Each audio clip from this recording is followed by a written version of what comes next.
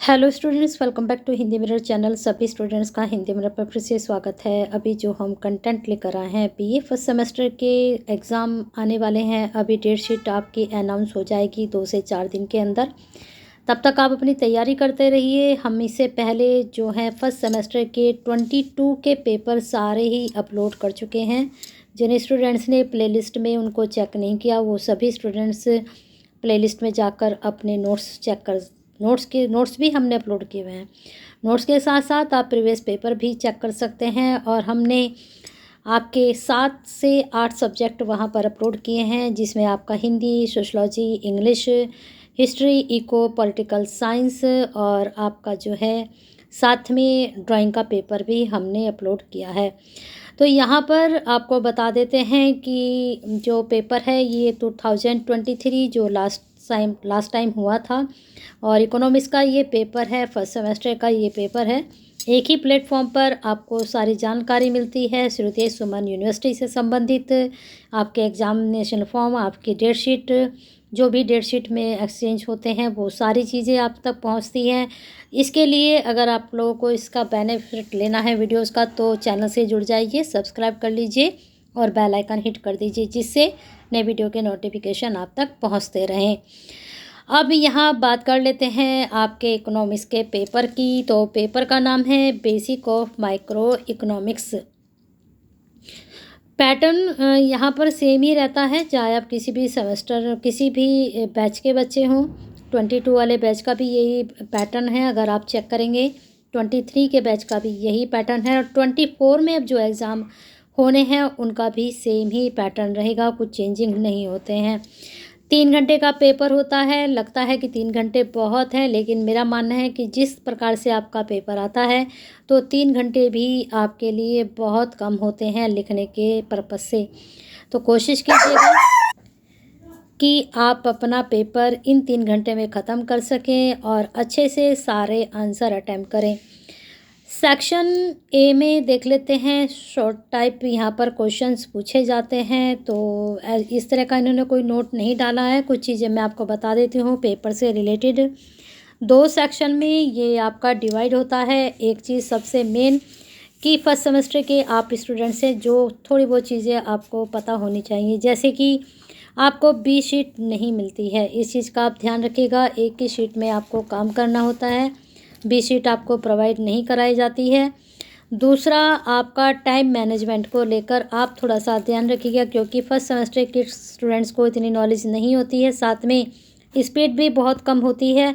तो आप इस चीज़ का ध्यान रखिएगा कि आप 3 घंटे में अपना पेपर कवर कर सकें।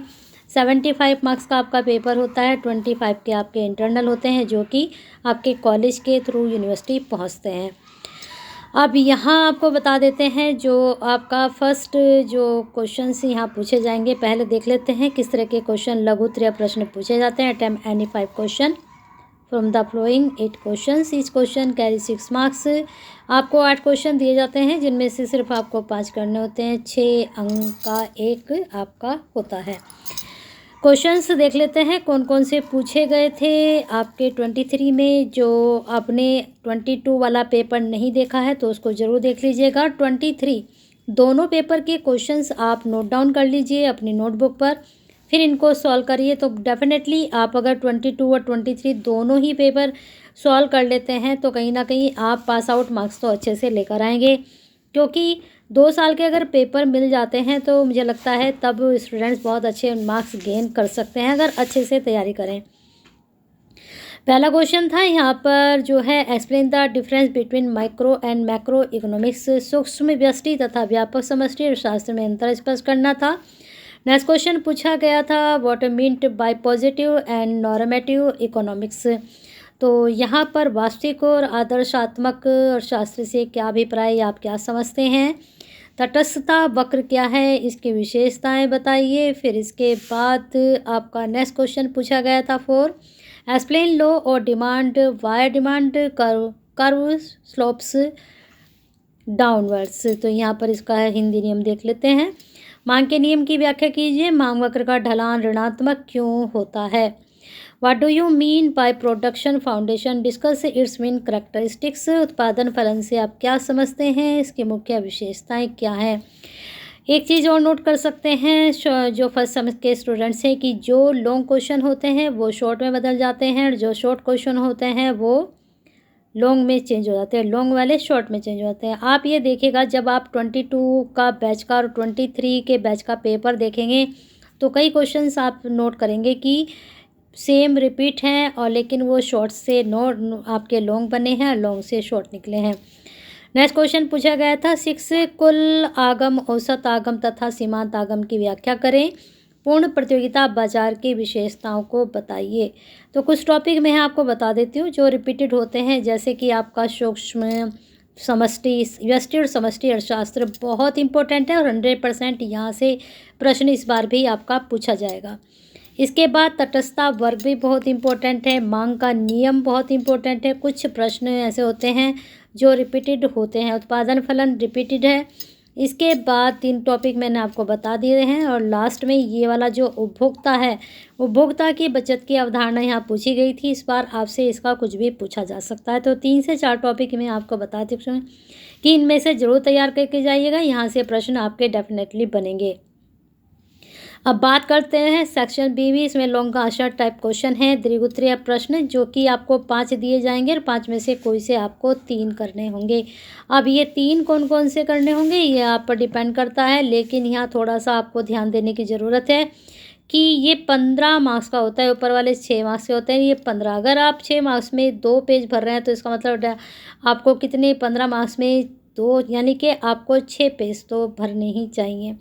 बाकी आपकी स्पीड पे डिपेंड होता है कि आप किस हिसाब से लेकर चलते हैं। अगर आप 15 नंबर के 2 ही क्वेश्चन आगे करके आते हैं तो 15 मार्क्स आपके बिल्कुल कट जाते हैं, आपको फिर 60 मार्क्स में से ये नंबर मिलेंगे। तो आप कोशिश कीजिएगा चाहे आप छोटा आंसर लिख कर आएँ लेकिन सारे आंसर करके आएँ क्वेश्चंस के, क्योंकि क्वेश्चंस बहुत ज़्यादा करने हैं।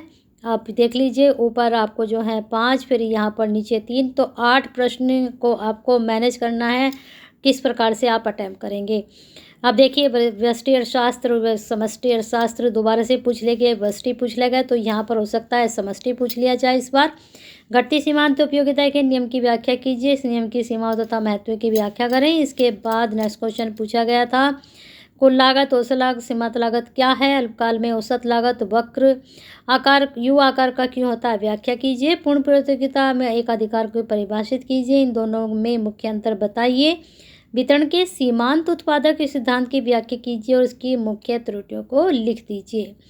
तो ये आपके प्रश्न थे 5 और इनमें से 5 में से 3 करने थे। लिस्ट में इम्पोर्टेंट हम आपको बता देते हैं कि कौन कौन से प्रश्न इस बार भी रिपीट। एक तो प्रतियोगिता, पूर्ण प्रतियोगिता जरूर करके जाइएगा। इसके बाद एक टॉपिक इसमें ऊपर आया था आपका सीमांत वाला, सीमांत उपयोगिता के नियम, और व्यष्टि समष्टि मैंने आपको बता दिया, ये तो आप डेफिनेटली पढ़ के जाइएगा। 100% इस बार भी यहाँ से पूछा जाएगा। तो फटाफट आप लाइक कर दीजिए, शेयर कर दीजिए, क्योंकि प्रीवियस पेपर का एक ही प्लेटफॉर्म है जो आपको हिंदी मिरर के द्वारा दिया जाता है। सबके लिए शेयर कर दीजिए जिससे सब तक ये पहुँचते रहें आपके प्रीवियस पेपर।